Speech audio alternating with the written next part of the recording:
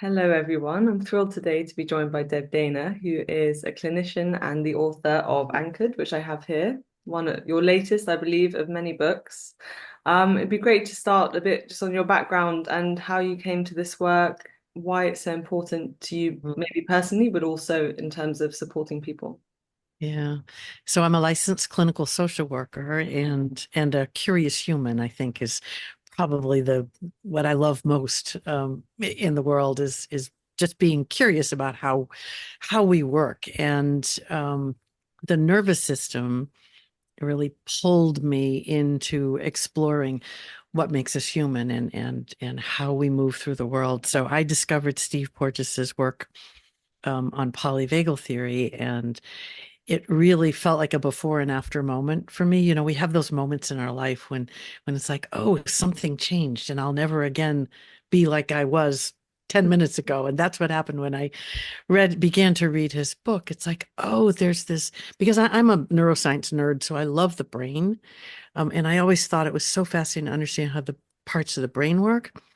But then I read his book, which is about the nervous system in the body. And it was like, oh, the nervous system actually is where it begins. It doesn't begin in our brain, it begins in our nervous system, which then feeds information to our brain. And our brain very creatively makes up a story to make sense of that information. And I don't know about you, but my brain can make up some pretty crazy stories, right? So this information, maybe it's like a lot of energy coming up, and my brain gets that burst of energy. And sometimes it goes down the pathway of, oh, this is exciting and let's get out and explore. And sometimes it goes down the pathway of, this is scary and let's go hide, right? And that's where, when we understand how the nervous system works, we begin to have some ways to work with our nervous system and really discern, is this the excited, curious pathway, or is this the scared, hide pathway? And I think for me, in my work with clients, that was a turning point, because I work with complex trauma survivors, and the information to their brain most typically goes down a survival pathway, right? Brings them into a fight, flight, or a collapse disconnect.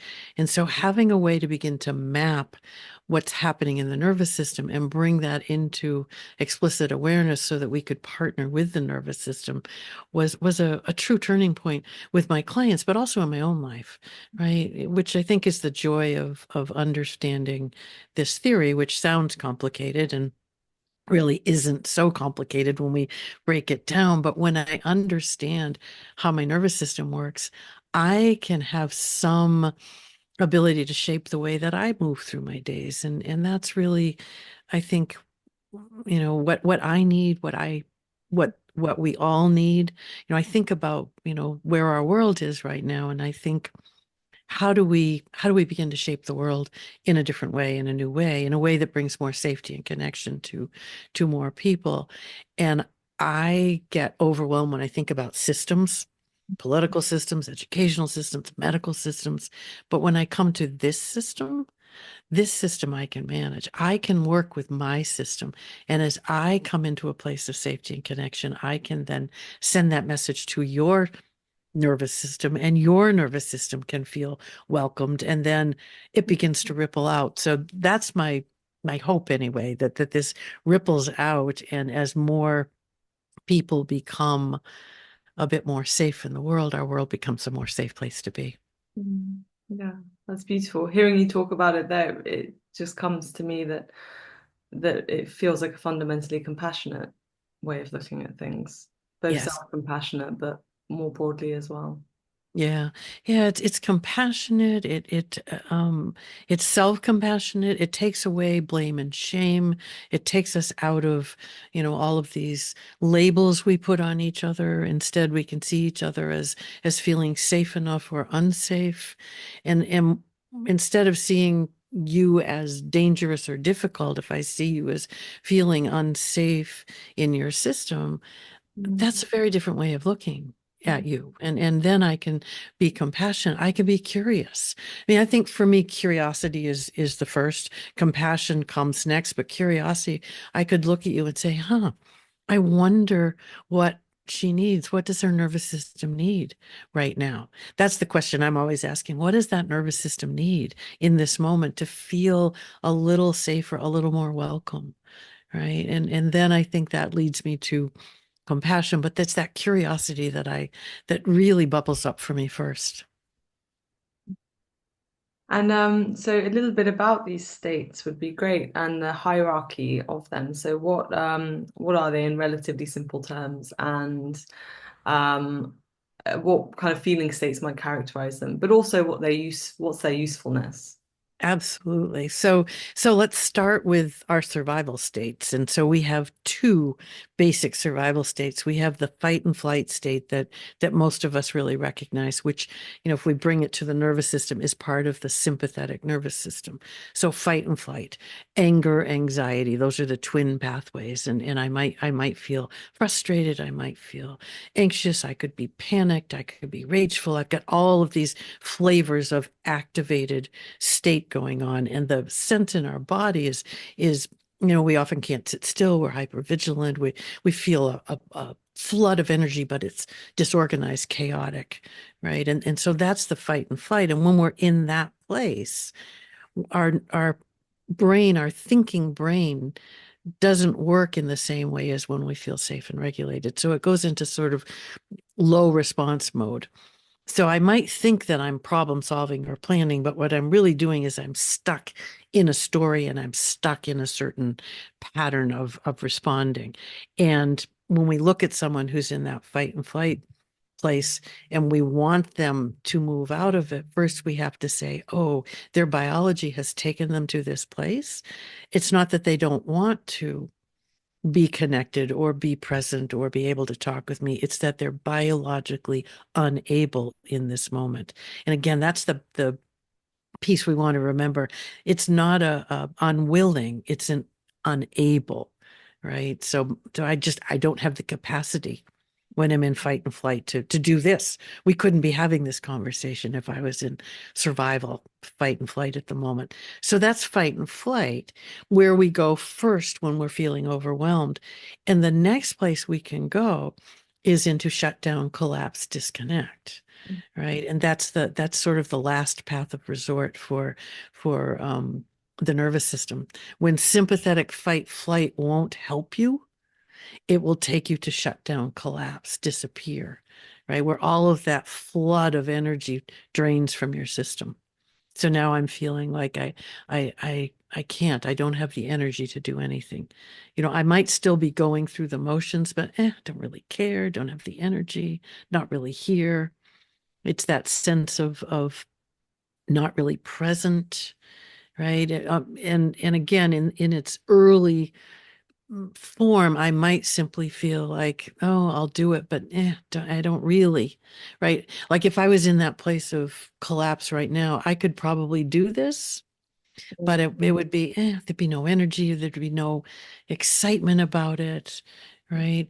And then along the way, if I deepen into that, I might be in bed in my pajamas, not getting even up today because who cares, right? That place, which we call dorsal in its biological term, that place of collapse, shutdown is, I don't have the energy. It's a hopeless, despairing sort of place. So in sympathetic, it's a frazzled, have to, should, fear-driven place. In dorsal, it's a hopeless, despair, give up place. So those are the survival states we have. And thankfully, we have this state at the top of the hierarchy, which is the state of safety and connection, where we can do this, right? And it's the newest part of our nervous system, which is why it's at the top of the hierarchy. And I think it's where our nervous system really longs to be. I think every nervous system longs to come to that place of connection. And I think it inherently knows how to get us there. That's the sustaining belief that I carry. People ask me, what do you do when you are stuck? And I say, I have to remember my nervous system knows the way.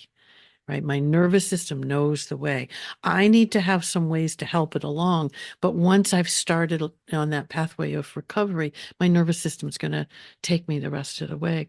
So in this state of safety and connection, which we call ventral, just to put those three terms in there, the ventral place, safety and connection, is a place where I feel safe enough, organized enough, ready to engage with whatever my day is bringing me.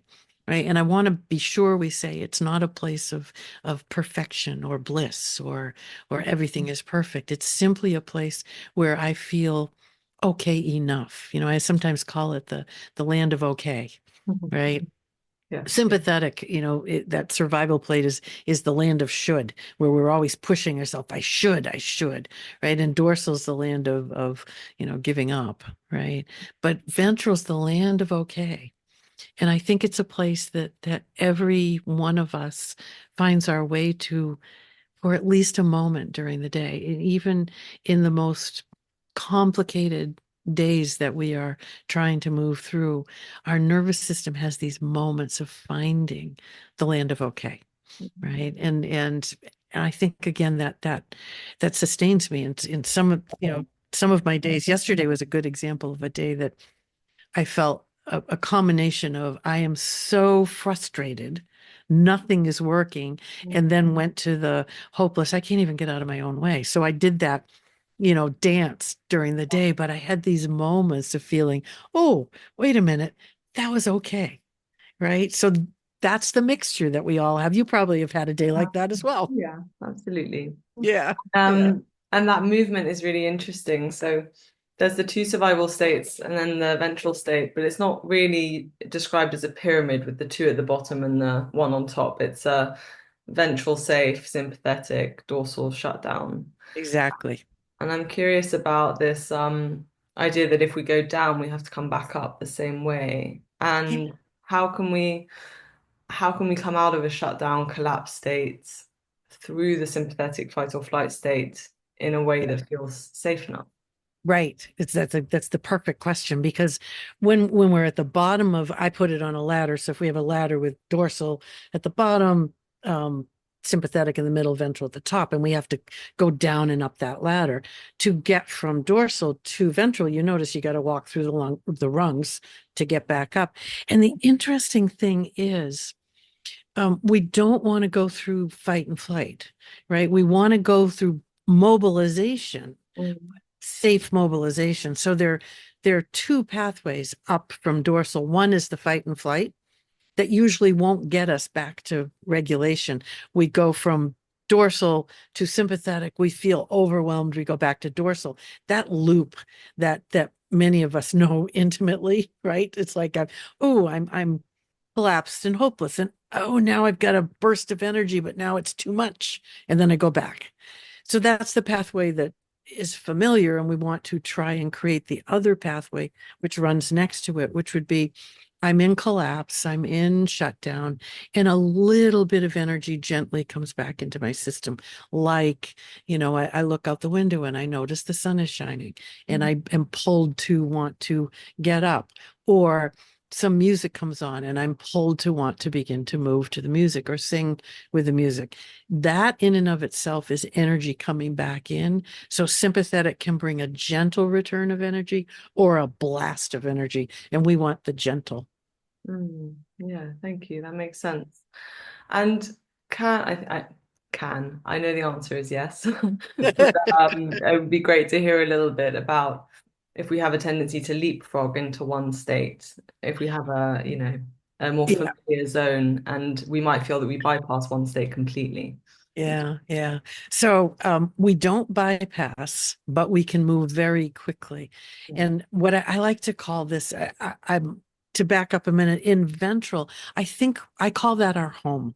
We all have a home in ventral. Every human has a home in ventral. So if we just sit there for a moment and think, I have a home there, right? And my system will take me there and I can stay there for a bit and breathe, right? Then we have what I call a home away from home, right? Which is one of the survival states that I end up in more often. I use both of them, as you heard from my example from yesterday. I use both, but one is the place I land more often. For me, dorsal is my home away from home. I like to say I'm a dorsal dweller, right? When I'm dysregulated, I go really quickly through sympathetic and I land in dorsal, right? Other people in my life are sympathetically charged beings, and that's where they stay most of the time. When they're dysregulated, they go to sympathetic and somehow they stay there. My system can't do that. My system just whew, goes to dorsal. So we move in this trajectory. We don't jump from ventral to dorsal, right? We go, but we may go quickly through sympathetic. Yeah, yeah. So the interesting thing is to sort of be curious about where's your home away from home, Mm, right? Because then when you end up there, you can have a little appreciation for all the ways that state works in service of your safety. And that's what we want to think. The survival states that can feel crazy making when we're in them mm, are really your nervous system simply enacting a response because it's worried about your safety and survival, right? So we can send when we return anyway to a bit of regulation, we can reflect and go, oh yes, my system was simply trying to protect me. mm, Right. In the moment, it's a little hard, but we can reflect afterwards and send appreciation. I have gratitude for the way my system, I'm 71 now, and over, mm, the course of my lifetime, my system has protected me over and over and over. And I can have some appreciation for that and appreciate and try to shape it so that it doesn't respond so quickly, so intensely, so often with the survival response. that makes sense. And I'm curious about this, the home away from home, and yeah, the protective nature of those states. And what is it like working with people, or how can people self-support who might be in this situation where that home away from home has really served them? It may be just in their life generally, but also thinking of specific jobs where a Yeah. certain amount of desensitizing is is necessary. I mean, Yeah. how do we, as therapists working with clients or as individuals, help people take what feels risky steps to actually letting some of that go? Yeah, yeah, and I love what you said about sometimes we are in environments where a bit of disconnection is really helpful, or a bit of, crankiness or anxiety is needed, right? And we want to really, respond to our system by saying, I get it, right? It is a protective response. And over a long period of time, not good for my well-being, both my physical and my emotional well-being, right? So then the question becomes, are there steps I can take to moderate my environment? Or can I find a way to accommodate to what the environment needs? And then when I leave the environment, can I nourish my nervous system? Right. And I work with people to do both. Sometimes they are stuck in the work environment, and at the moment, there is no other option. Okay, what can we do so that you can make it through the day and afterwards you can nourish your nervous system? This is a question we ask. What is your nervous system needing to feel nourished? Right? That's a question we can all ask ourselves, on a regular basis.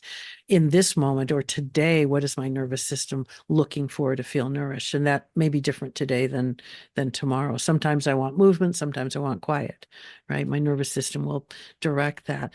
The question I think is interesting to ask is, if I stepped out of this pattern, if I stepped out of, this environment where I need to distance myself, where I need to shut down a bit, if I stop doing that, what is my nervous system afraid might happen? That's an interesting question, because the nervous system keeps you stuck in something because it has a fear something worse will happen. So, for instance, in a place where I feel like I have to disconnect in order to make it through the day, so I was saying that I was thinking my nervous system would say, if you stopped that disconnection, you're going to end up in sympathetic, and it's going to either take you to panic or rage, and it's going to get messy.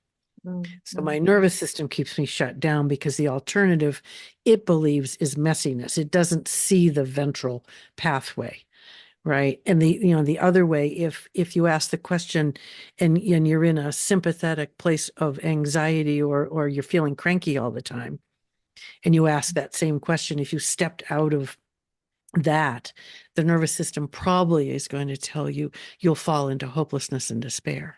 So it's better to have some anxiety and frustration than it is to be hopeless and despairing. And when we can connect with our system in that way and have that conversation, then we have the information we need to begin to say, okay, my system's afraid of this. What do I do to bring in some more ventral regulation so it would be safe to step out of that? Yeah. Great. And you write about this in the book, but you're kind of touching on this now, that really it's more important than to flexibly move between states rather than constantly seeking to be in a ventral state. Yeah. Yeah. I mean, and that's the question I get asked a lot, that, is the goal to be in ventral? No, the goal is not to be in ventral. It's a lovely place to be, right? And I love it when I have a day when I spend more time there. But the goal is really to notice, where am I? Right. So I know, oh, I've entered sympathetic or I've gone to dorsal, and then have pathways that bring me back to ventral, because it's not when we go to survival that we suffer. Survival is necessarily, it's the nervous system trying to tell us something, right? And that our job is to learn to listen to that. So it's not when we're in survival that we suffer, it's when we get stuck there. Right. And with our clients, that's what happens. They get stuck in sympathetic or dorsal. They can't find the way back to ventral. In the world nowadays, we have lots of people who are stuck in survival states and can't find the way to safety and connection to the land of okay, right? And that's when we suffer. That's when physically we suffer, emotionally we suffer. So yeah, the goal is to create those pathways Yeah. so that I have a way home, right? I have lots of ways home, because one way home is not going to do it for me every time. I need a lot of ways home so that I have choice. In today, this is the way that I'm going to reach for to resource my home. Yeah. I'd love to talk a bit about co-regulation. I mean, and this ripple effect. So I'd love to ask first about the co-regulation, just uh, how can we understand, what's my question? What is it? You describe co-regulation as an essential need. Yes. And Yes. I'm curious about your work in specialization with complex trauma and how we can Yeah. understand that through a lens of the nervous Yeah. system. Yeah, yeah, yeah. Co-regulation is what we call a biological imperative, meaning it's something we have to have to survive when we come into the world. Mm, And then it's something we need to thrive over the course of our lifetime.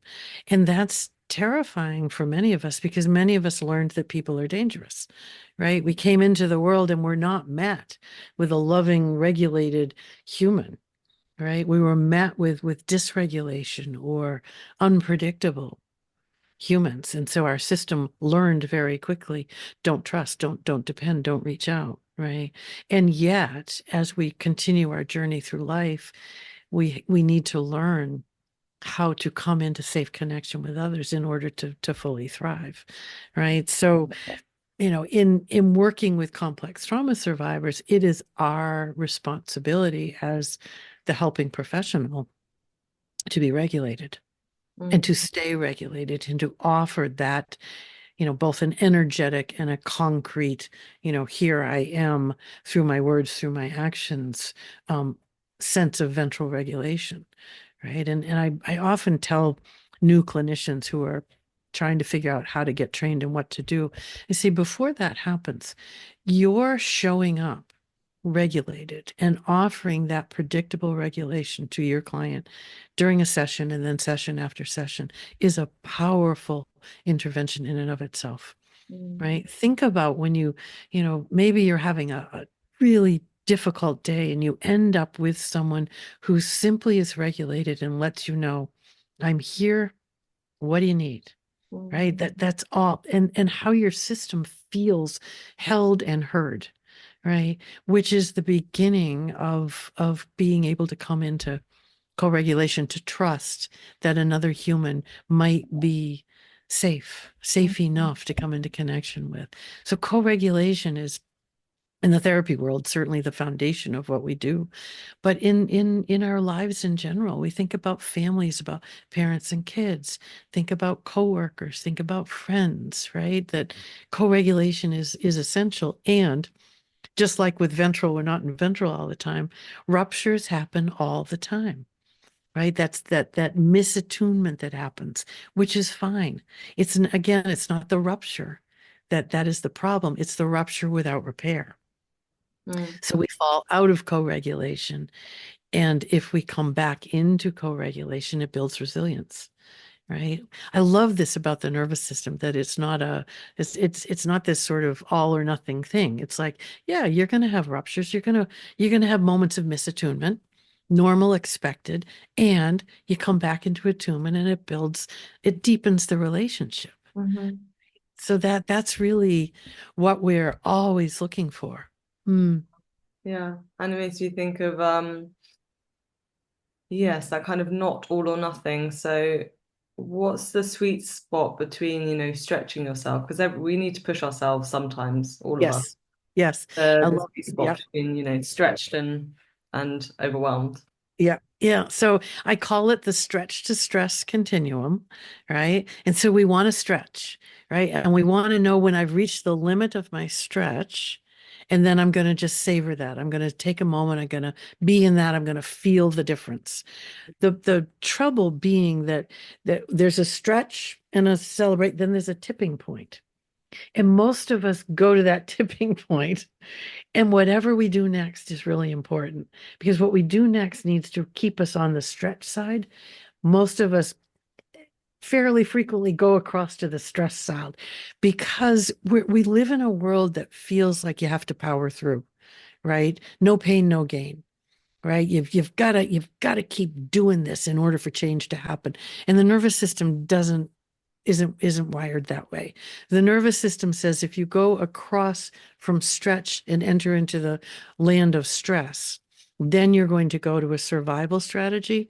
And as soon as you enter into that stress, survive, the sympathetic or the dorsal place, the fight, flight, or collapse, disconnect, you can't change. Your system is now closed to change, and it's going to take you into a pattern and into a story that you get stuck in. So we want to stretch, and we want to go to the limits of stretch. And then we want to appreciate that. We want to celebrate that. We want to feel that. And then we stretch some more. So it's this stretch and let's let it land, stretch and let's let it land.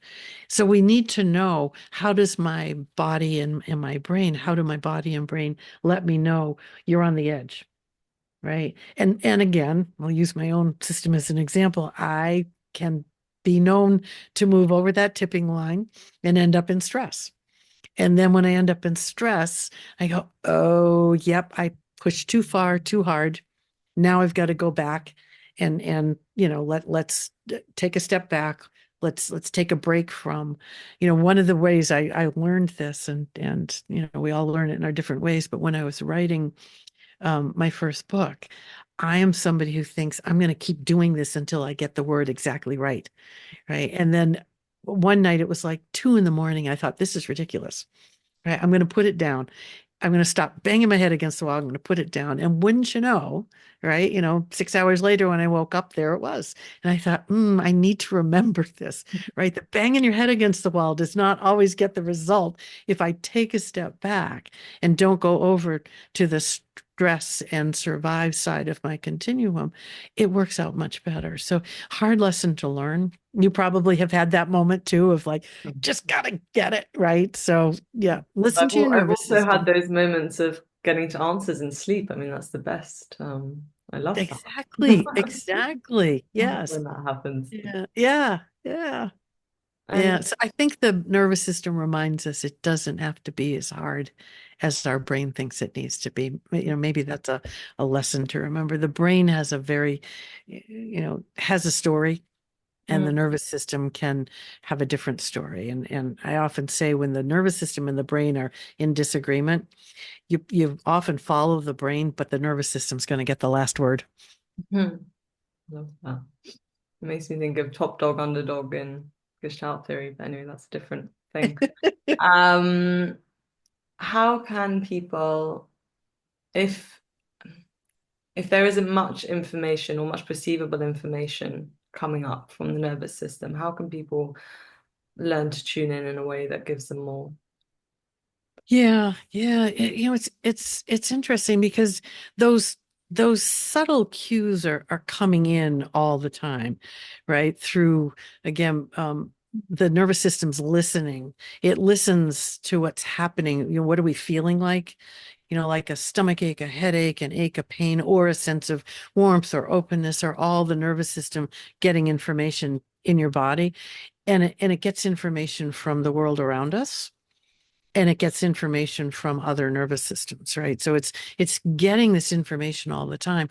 We don't get taught how to listen to it. So, how do we tune into that?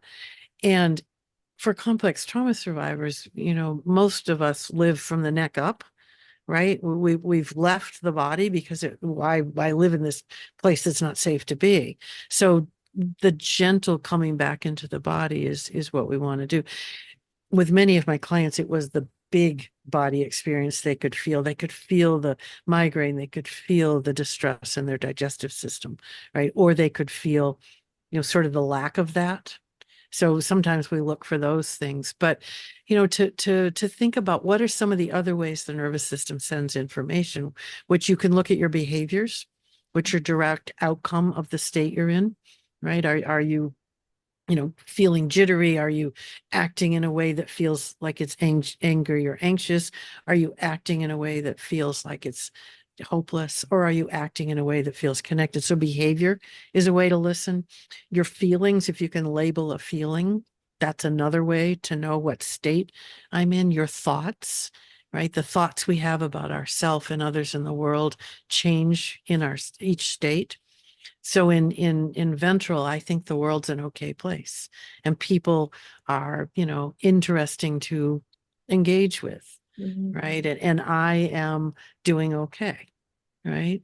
In sympathetic, very different story. The world is exploding.